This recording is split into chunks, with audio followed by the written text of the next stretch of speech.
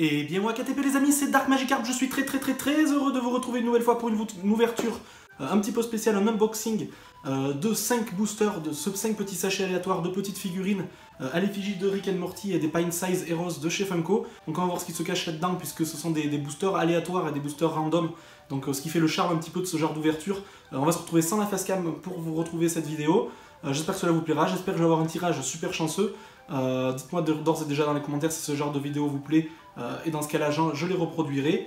Donc trêve de plaisanterie, trêve de bavardage les amis, top, à la vachette.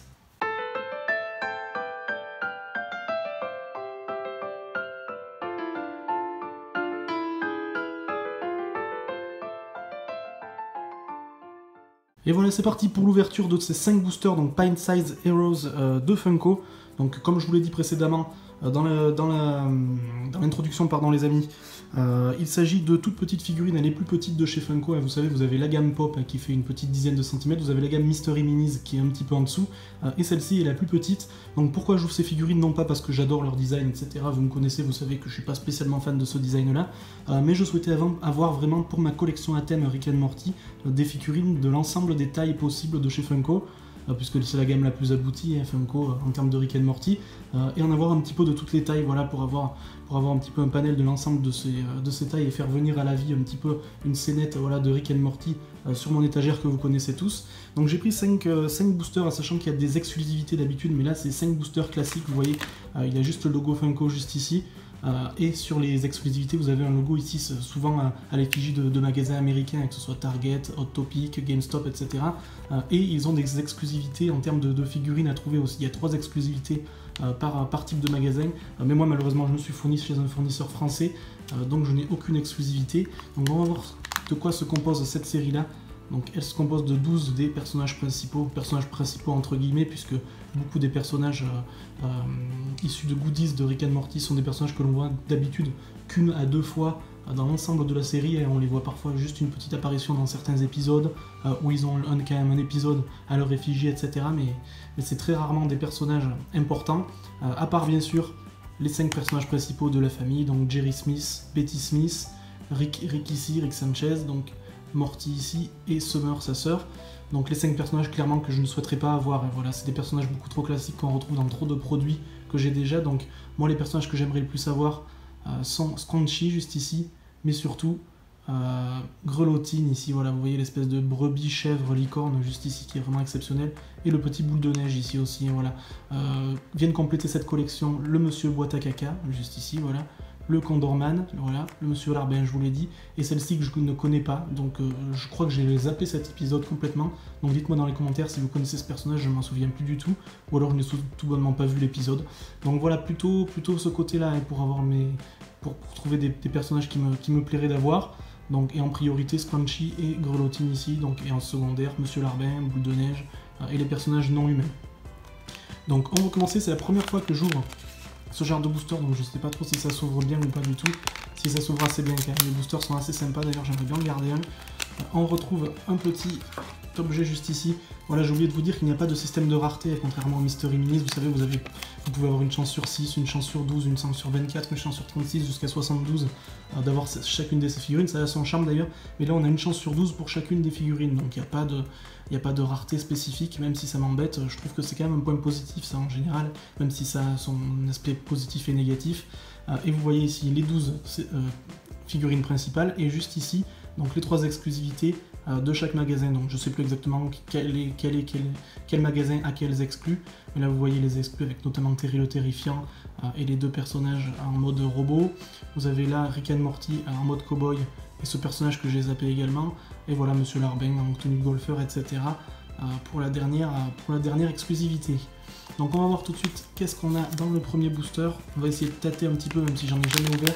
Le personnage semble d'assez grande taille. Alors qu'est-ce qu'on aurait d'assez grande taille là-dedans?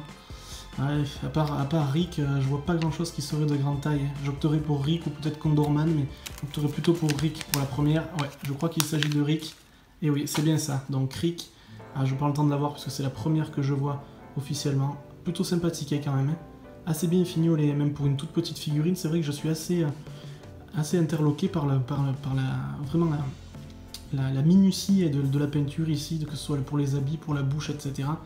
Donc voilà, un personnage que je souhaitais pas trop avoir, mais bon voilà, il a le mérite d'être là, c'est le premier.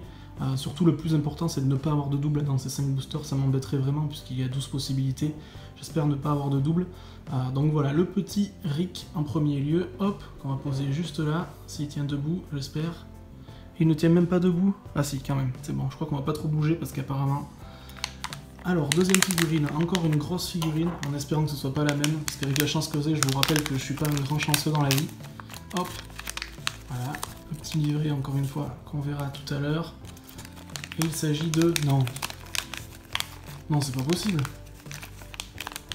Non, je ne crois pas que ce soit lui, remarque, je suis en train de dire une bêtise. C'est encore un gros personnage, il s'agit de... Ah voilà, le personnage que je ne connais pas. Pour l'instant, je vous avoue que je suis un petit peu dégoûté. Pour l'instant, j'ai eu 2 personnages que je ne souhaitais pas du tout. Donc ce personnage est assez sympa en termes de design. Peut-être que quand je reverrai l'épisode et quand je me rappellerai, je serai content d'avoir cette figurine. Mais c'est vrai qu'au premier abord, elle ne me plaît pas particulièrement. Ah si, ça y est, ça m'est revenu. Il s'agit de Unity, je crois, dans l'épisode de la saison 2. Ouais, ça y est, c'est ça, ça me revient.